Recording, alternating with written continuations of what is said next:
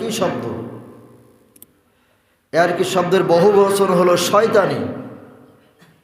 এর কি বহু বচন হলো শয়তানের একটা মদত, একটা হাতিয়ার। তা আপনি শয়তানি করছেন না, শয়তানের হাতিয়ার নিয়ে বাহাদুরি করছেন। তো দুনিয়াটা চিরস্থায়ী আপনার থাকার জায়গা না। তো এখান থেকে আপনি চলে যাবেন, কি নিয়ে যাবেন? এজন্য আল্লাহ রাব্বুল আলামিন বললেন, আলিফ লাম মিম রা তিলকা আয়াতুল্লাহি ওয়া কুরআনিম মুবিন। আমি আল্লাহ রাব্বুল আলামিন এই শয়তান থেকে বাঁচার জন্য সুস্পষ্ট একটা কিতাব দিলাম, একটা কোরআন দিলাম, একটা বই দিলাম শয়তান থেকে বাঁচার জন্য। আর চিরস্থায়ী যেখানে থাকবে, কিভাবে থাকবে সেটা শিক্ষা নেওয়ার জন্য একটা পবিত্র গাইডলাইন দিয়ে দিলাম। সুবহানাল্লাহ। অনন্তকাল থাকতে হবে, চিরকাল থাকতে হবে। কিভাবে থাকতে হবে? ওই ঘরের মালিক কিভাবে হবেন? আমি আল্লাহ রাব্বুল আলামিন তোমাকে একটা গাইডলাইন দিলাম, একটা কিতাব দিলাম, কিন্তু সাবধান, আয়াতুল কিতাবি ওয়া কুরআনিম মুবিন। আমার স্পষ্ট আয়াত আসার পরেও যারা গুমরাহী হবে তাদের ঠিকানা হবে জাহান্নাম। জোরে কান নাউজুবিল্লাহ। স্পষ্ট আয়াত পৃথিবীতে এমন স্পষ্ট আয়াত আর নাই। আল্লাহ রাব্বুল আলামিন বললেন, কেমন স্পষ্ট কিতাব শুনে নাও, ইন্না নাহনু নাযালনা যিকরা ওয়া ইন্না লাহু লাহাফিজুন। আমি আল্লাহ রাব্বুল আলামিন এমন একটা কিতাব দিলাম, এমন একটা কোরআন দিলাম, যে কিতাবটা আমি আল্লাহ নাজিল করেছি এবং আমি আল্লাহ নিজেই তার সংরক্ষণের দায়িত্ব নিয়েছি। সুবহানাল্লাহ। পৃথিবীর এমন কোনো বই নাই যে লেখার পরে সেই বইয়ের দায়িত্ব সে নেয়। সেই বইয়ের প্রথম অথবা শেষে লিখে দেয়, এই বইয়ের ভিতরে যদি কোনো ভুল থেকে থাকে এই নাম্বারে যোগাযোগ করবেন, পরবর্তী বছরে এটা সংস্কার করা হবে। প্রত্যেকটা বইয়ের পাতায় লেখা থাকে শেষের দিকে। আর আল্লাহ রাব্বুল আলামিন বললেন, যালিকাল কিতাবু লা রাইবা ফীহি হুদাল লিল মুত্তাকিন। আমি আল্লাহ রাব্বুল আলামিন এমন একটা কিতাব দিলাম, এমন একটা কোরআন নাজিল করলাম, যে কোরআনের ভিতরে বিন্দু পরিমাণ ভুলতে দূরে থাকে, সন্দেহ নেই। যারা মুত্তাকিন হবে তাদের জন্য সুসংবাদ। পৃথিবীর জমিনে যত ধর্ম থাক, সমস্ত ধর্মের ভিতরে ভুল থাকবে, সমস্ত ধর্মের বইগুলো উধাও হয়ে যাবে, কিন্তু এমন একটি কিতাব পাঠালাম যে কিতাবটা আমি আল্লাহ নিজে পাঠিয়েছি, নিজে লিখেছি। এবং আমি আল্লাহ রাব্বুল আলামিন, ইন্না নাহনু, নিশ্চয় আমি আল্লাহ, নাযালনা যিকরা, কোরআন নাজিল করেছি, ওয়া ইন্না, সেই কোরআন নিশ্চয় আমি আল্লাহ, ওয়া ইন্না লাহু লাহাফিজুন, আমি আল্লাহ রাব্বুল আলামিন তার হেফাজতের দায়িত্ব নিয়েছি। সুবহানাল্লাহ।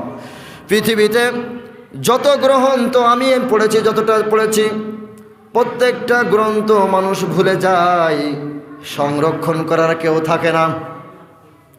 পৃথিবীতে যত কিতাব, যত বই আছে, সমস্ত বই মানুষ ভুলে যায়। আর আল্লাহ রাব্বুল আলামিনের করুণা হলো এই, একটা বাচ্চা, শিশু বাচ্চা গর্ভের থেকে যখন জন্মগ্রহণ করে, দুনিয়ার নজিরে এমনও পাওয়া যায় মায়ের গর্ভ থেকে আসার পরেই কোরআন তেলাওয়াত করতে থাকে। সুবহানাল্লাহ। আপনি কোন কিতাব অস্বীকার করবেন? যে কিতাব, যে সন্তানটা চোখেই দেখিনি, এখন নিজের চর্মচোখে দেখিনি, তারপরেও কোরআন তেলাওয়াত করে। অথবা একটা বাচ্চার বয়স 3 বছর, 4 বছর, 5 বছর, 6 বছর বয়স, গোটা কোরআনের হাফেজ আল্লাহ তাকে বানিয়ে দিয়েছেন। সুবহানাল্লাহ। আল্লাহ রাব্বুল আলামিন তাই সালিস করে বলছেন, ওয়া ইন্না লাহু লাহাফিজুন। তোমরা কেমনে সেই কোরআনকে অস্বীকার করো? আমি আল্লাহ রাব্বুল আলামিন সেই কোরআন নিজের সংরক্ষণের দায়িত্ব নিয়েছি। সম্মানিত উপস্থিতি, যে কিতাবের লেখক আল্লাহ নিজে, যে কিতাব নিজে সংরক্ষণকারী, সেই কিতাব যদি আমি পড়তে পারি, আমল করতে পারি, সেই কিতাবের লেখক ওয়াদা করেছে তোমার জন্য আমি আল্লাহ জান্নাত রেখে দিয়েছি। সুবহানাল্লাহ। আল্লাহ রাব্বুল আলামিনের আপনি কেমনে অস্বীকার করবেন? এই পৃথিবীতে আল্লাহ রাব্বুল আলামিন আপনাকে যে নিদর্শন দিয়েছে, আপনি আর কয়টা লাশ দেখলে আপনার হুঁশ ফিরবে? আর কয়টা লাশ? চোখের সামনে বাবা গেল, দাদা গেল, নানা গেল, নানি গেল, আপন ভাই গেল, বোন গেল, স্ত্রী গেল, কত আপন জন বিদায় নিল, এখনো আপনার হুঁশ হয় না। আর কবে হুঁশ ফিরবে? আর কয়টা লাশ দেখলে আপনার হুঁশ ফিরবে? রাসূল সাল্লাল্লাহু আলাইহি ওয়াসাল্লাম বললেন, ও দুনিয়ার মানুষ, যখনই তোমার সামনে একটা লাশ, মৃত্যু লাশ আসে, তখন নিজেকেই লাশ বানিয়ে ফেলো। যখন তোমার চোখের সামনে একটা লাশ আসবে, নিজেকেই লাশ বানিয়ে ওই জায়গায় উপস্থিত করো। এখন তোমার সাথে কি আচরণ করা হবে? যেমনে খুশি গোসল করাবে উল্টো পাল্টা করে, কাফনের কাপড় গায়ে জড়াবে, নাকের ছিদ্র দিয়ে ভাঙা গুজে দিবে, আপনার লাশ নিয়ে টানা হেঁচড়া করবে কবরে নিয়ে যাওয়ার জন্য। আপনি সব কিছু কানে শুনতে পাচ্ছেন, কিছু বলার ক্ষমতা নাই।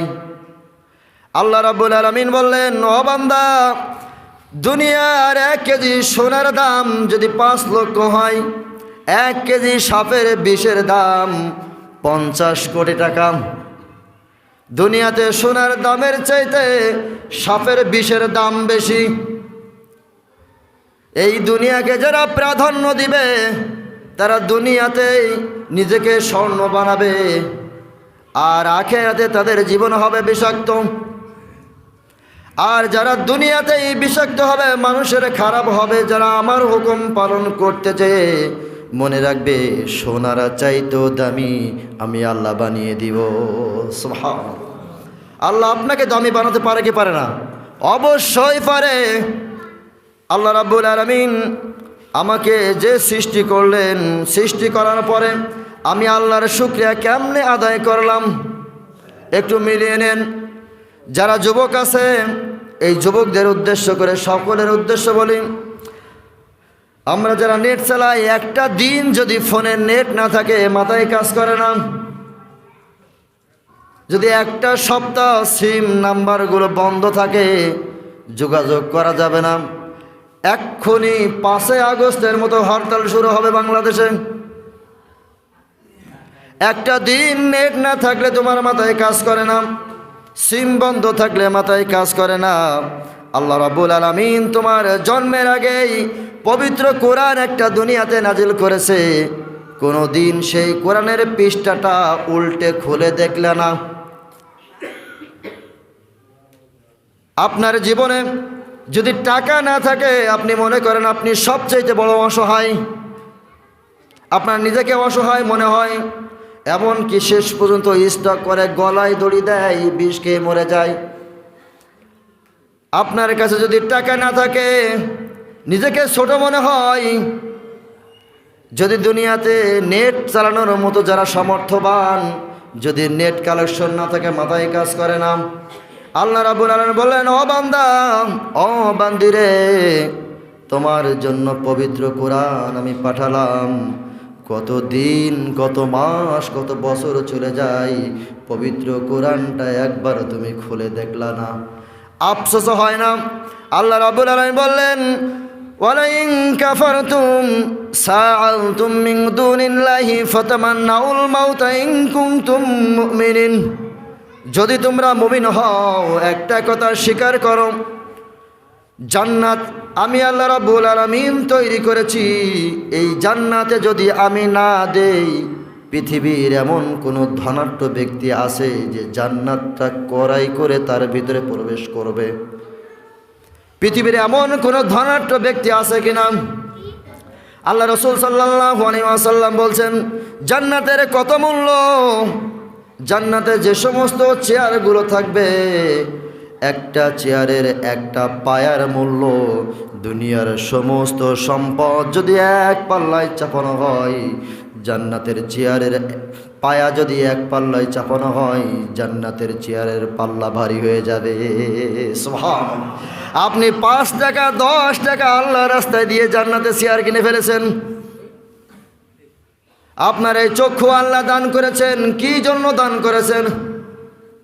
আজকের আমাদের সমাজে 90% মানুষ কোরআন পড়তে জানে না, কারণ এই চোখ দিয়ে কোনোদিন কোরআন পড়ার চেষ্টাও করেনি। সম্মানিত উপস্থিতি, চোখের কতটা মূল্য আল্লাহ রাব্বুল আলামিন যেদিন এক চোখ কানা করবে বুঝতে পারবেন চোখের কত মূল্য। যখন আমরা 6 জন গেলাম দাওয়াতে,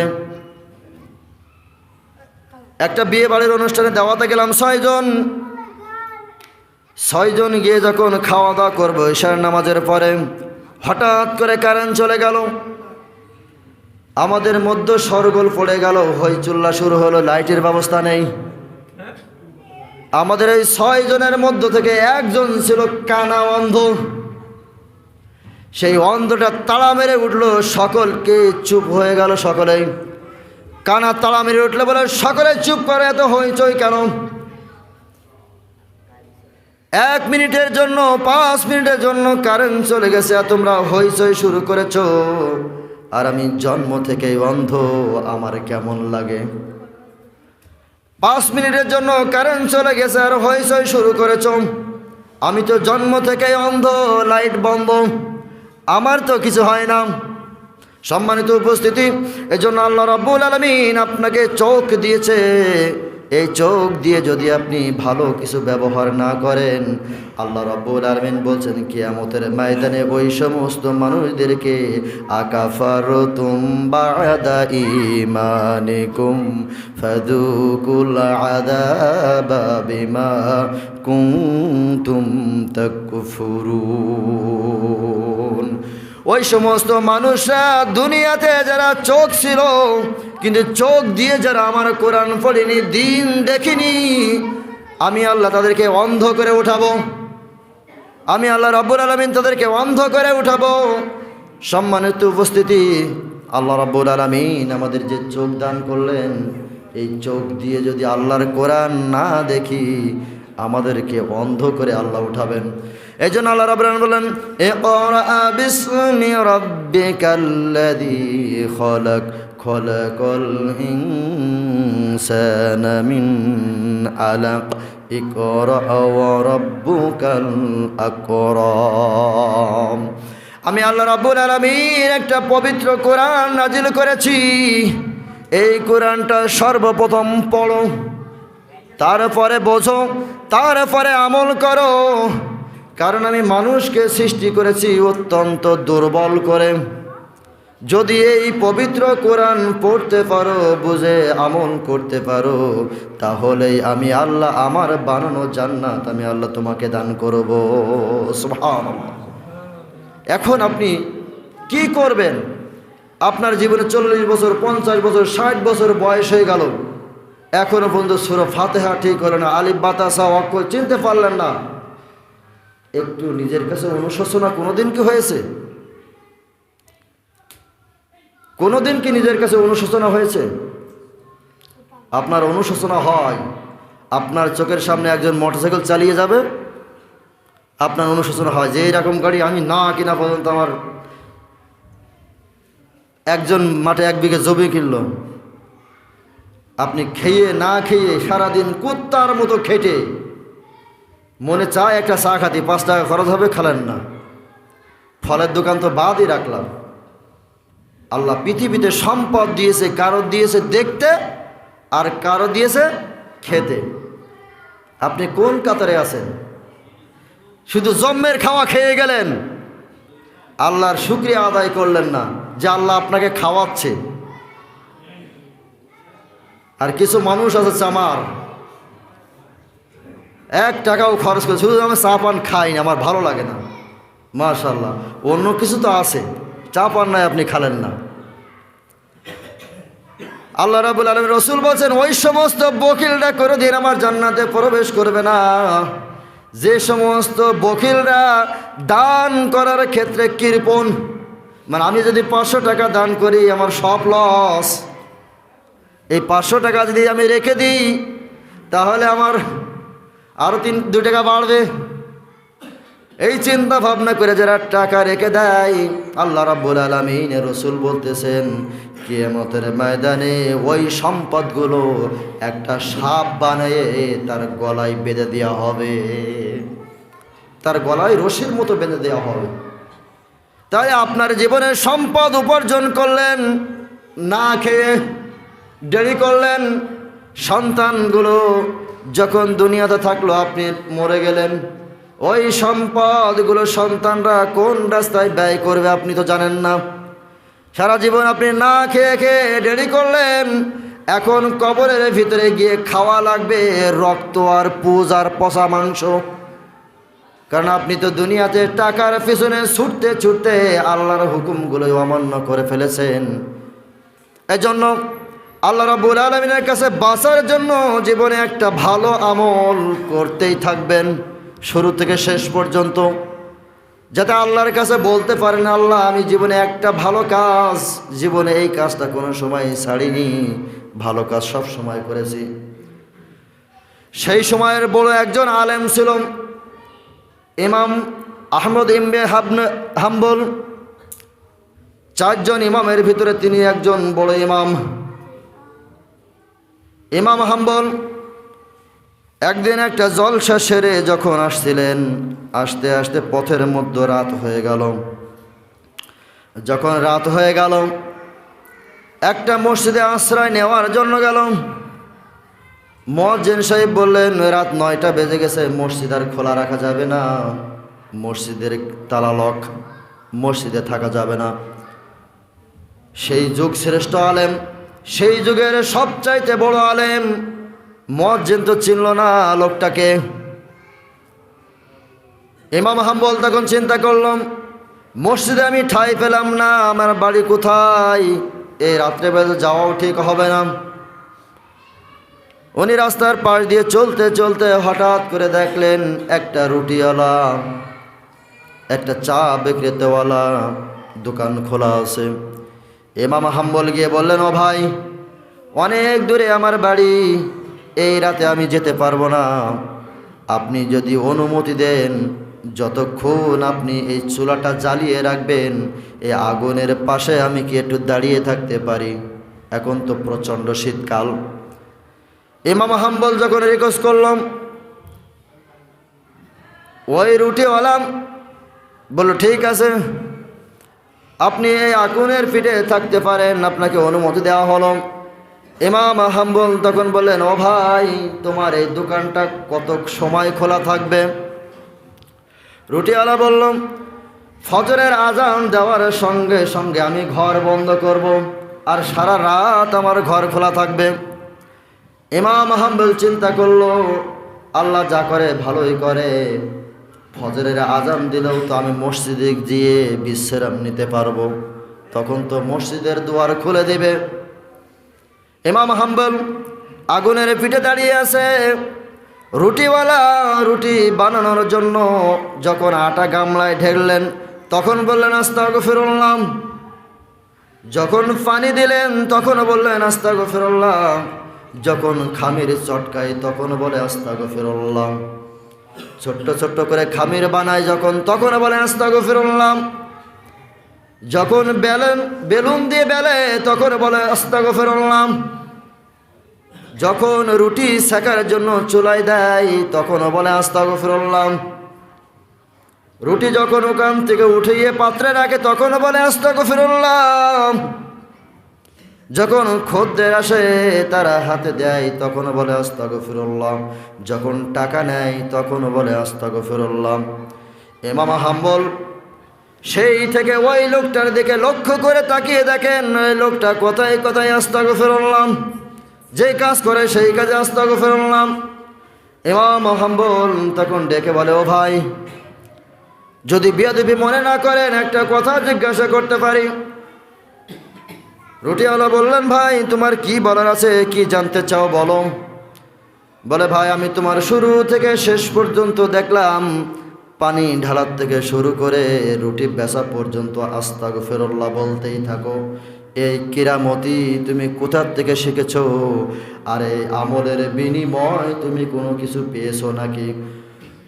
রুটিওয়ালা তখন বলে, ভাই আমি এই আমলটা আজকে 32 বছর যাবত করি, আর এই ব্যবসা আমি আজকে 32 বছর একই জায়গায় দাঁড়িয়ে আমি এই আমলটা করি আর এই ব্যবসা করি। ইমাম হাম্বল জানার ছলে বলল, ভাই তোমার এই আমল দ্বারা তুমি আল্লাহর কাছে কিছু পেয়েছো কোনো দিন?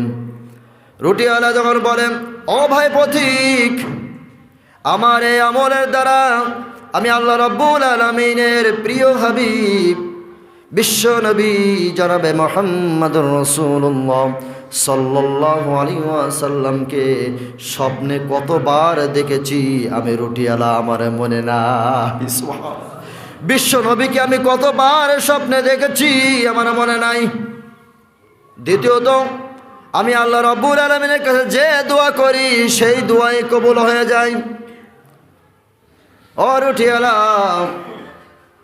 আমি সেই রুটিওয়ালা, কিন্তু আমার মনের একটা দুঃখ হলো এই, আমি আল্লাহর কাছে একটা ফরিয়াদ করি যে আল্লাহ, সারাদিন আমি কর্মে ব্যস্ত থাকি। এই বর্তমান যুগ শ্রেষ্ঠ আলেম ইমাম আহমদ ইবনে হাম্বল এর সাথে দেখা করার ব্যবস্থা আল্লাহ তুমি আমার করে দাও। সুবহানাল্লাহ। আল্লাহ রাব্বুল আলামিন আমার সব দোয়া কবুল করেছে, শুধু এইটা ছাড়া, এই দোয়াটা ছাড়া সব দোয়া আল্লাহ আমার কবুল করেছে। ইমাম হাম্বল চোখ দিয়ে পানি ছেড়ে দিয়ে কান্দে। রুটিওয়ালা জিজ্ঞাসা করে, ও ভাই আমার কথা শুনে তুমি কেন কান্দো? ইমাম হাম্বল বলে, ও ভাই আল্লাহ রাব্বুল আলামিনের কাছে তুমি যে দোয়া করো সেই দোয়াই কবুল। লাস্টে যে কথাটা বললে, যুগ শ্রেষ্ঠ আলেম ইমাম হাম্বলের সাথে দেখা করার এই দোয়াটাও আল্লাহ রাব্বুল আলামিন তোমার কবুল করে নিয়েছে। সুবহানাল্লাহ। ইমাম হাম্বল বলেন, ও রুটিওয়ালা ভাই, তুমি কি জানো তোমার এই দোয়া করার কারণ হলো আল্লাহ রাব্বুল আলামিন এতটা খুশি হয়েছে। যুগ শ্রেষ্ঠ আলেম হতে পারে ইমাম হাম্বল, কিন্তু ইমাম হাম্বলের দোয়া কবুল হতেও পারে নাও পারে, কিন্তু তুমি রুটিওয়ালা, তোমার দোয়া আমার আল্লাহ কবুল করে নিয়েছে। সুবহানাল্লাহ। তখন রুটিওয়ালা বলে, ও পথিক, আমি তোমাকে থাকতে দিলাম, আর এখন শেষ বেলায় চলে যাওয়ার সময় এমন একটা যুগ শ্রেষ্ঠ আলেমের নামে তুমি এমন কথা বলতে পারলে, তুমি কি ওই আলেমের সমকক্ষ হতে পারো? ইমাম হাম্বল চোখের পানি ছেড়ে দিয়ে রুটিওয়ালার বুকে চাপড়ে ধরে বলে, ভাই তুমি এই দোয়া করার কারণে আমি ইমাম হাম্বল এই যুগ শ্রেষ্ঠ আলেমকে আল্লাহ মসজিদ থেকে ফিরাইয়া দিয়া তোমার চার দোকানে সারা রাত আল্লাহ আমাকে দাঁড় করে রেখে দিয়েছে। একটা চায়ের দোকানদারের দোয়ার কারণে যুগ শ্রেষ্ঠ আলেম সারা রাত একটা চোরার ফিরে দাঁড় করে রেখেছেন। অসম্মানিত উপস্থিতি, আপনি আমি জীবনে কোন আমল করেছি যে আমলের কারণে আল্লাহ রাব্বুল আলামিন আমার দোয়া কবুল করবে? কি জীবনে শ্রেষ্ঠ আমল করেছি? সারাটা জীবন আল্লাহর দেওয়া বিধানে কোরআনে কোনোদিন হাত লাগাইনি। আমার সামনে কোনো এতিম যদি ছটফট করে মারা যায় তাকে খেতে পর্যন্ত আমি দেইনি। একটা অসহায় পরিবারের সাহায্য করিনি। অপরের হক আমি মেরে খেয়েছি, নষ্ট করে ফেলেছি। নিজের আত্মাও কষ্ট দিয়েছি, পেট ভরে কিছু খাইনি। 700 টাকা গরুর মাংস না খেয়ে 300 টাকা পোলট্রি খাইছি, আত্মার কষ্ট দিয়ে দিয়ে দেরি করেছি। এখন সন্তানরা আমার ভাত দেয় না। সন্তানরা ভাত দিত যদি আপনি ওই সম্পদগুলো উপার্জন করার ফাঁকে ফাঁকে আল্লাহর রাস্তায় মন খুলে দান করতেন, আল্লাহ রাব্বুল আলামিনের রিজিকের ফায়সালা দুনিয়াতে ও আখেরাতে আল্লাহ সম্মানজনক ব্যবস্থা করে দিত। সম্মানিত উপস্থিতি, আর কতদিন, আর কয়টা লাশ দেখলে আপনার হুঁশ ফিরবে যে আপনি মুসলিম? আপনি কি আদৌ মুসলিম? আপনি বিবেকের কাছে প্রশ্ন রেখে আপনি পা বাড়াবেন, দেখবেন আল্লাহ রাব্বুল আলামিন আপনার জন্য ইসলামের পথটা আল্লাহ সহজ করে দিয়েছে। আল্লাহ আমাদের সকলকে মাফ করে দিক, সবাই বলে আমিন। আল্লাহ আমাদের সকলকে মাফ করে দিক, সবাই বলে আমিন। কিছু লোক বললে আল্লাহ মাফ, আল্লাহর কাছে চাইতে লজ্জা করে, মনে মনে বলছেন। কেউ শুনলে আল্লাহ রাগ করবেন। শোনেন ভাই, চাচা, সন্তানের বয়সে লোক যারা আছে, বিষয় হলো আপনি আজকে লজ্জায় কিছু বলছেন না, এমন ব্যামো রোগ কঠিন আপনার হবে, দুনিয়ার কোনো চিকিৎসা পাবেন না। কারণ আমার একটা রোগ হয়েছে মনে করেন গোপন অঙ্গে, আমি ডাক্তারের কাছে গেছি, লজ্জায় বলতে পারলাম না, আমার চিকিৎসা কি হবে? কথা বলেন, হবে? আপনি আলহামদুলিল্লাহ বলতে পারছেন না, সুবহানাল্লাহ বলতে পারছেন না, জান্নাত কি বাপের বাড়ি না শ্বশুর বাড়ি? এত সহজ না। একবার আলহামদুলিল্লাহ বলবেন, আল্লাহ রাব্বুল আলামিন বলেন জান্নাতের ভেতরে আমি আল্লাহ তোমার জন্য একটা গাছ লাগিয়ে দেবো। সুবহানাল্লাহ। আল্লাহ আমাদের সকলকে মাফ করে দিক, আমিন। ও আখিরি দাওয়ানা আনিল হামদুলিল্লাহি রাব্বিল আলামিন। আসসালামু আলাইকুম ওয়া রাহমাতুল্লাহ।